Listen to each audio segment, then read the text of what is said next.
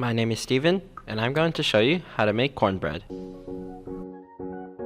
To start, you preheat the oven to 450 degrees with the baking pan in it. The baking pan I'm going to be using is this round baking pan. Next, you want to grab a mixing bowl and add 2 eggs. After the 2 eggs, you should add 1.5 cups of buttermilk and whisk it all together. After that, add half a teaspoon of salt followed by half a teaspoon of baking soda and 2 tablespoons of sugar. Afterwards, mix the newly added ingredients into the batter. Once the batter has been mixed, add 1.5 cups of cornmeal and half a cup of flour. Then you can proceed to mix it all until it looks something like this.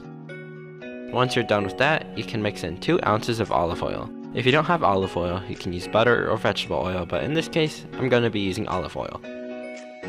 After mixing for a bit, you can get your finished batter, which looks like this. Then, you want to take the baking pan out of the oven and onto the stove. I always set the stove on medium heat before putting it on, but this isn't required. The next step is to grease the baking pan. I use olive oil since it's easy to grease the pan with, but once again, if you don't have olive oil, you can use butter or vegetable oil. After that, all that's left is to pour in the batter and put it in the oven. Leave it in the oven for 40 minutes or until it becomes golden brown, and once it's done baking, let it cool, and then enjoy!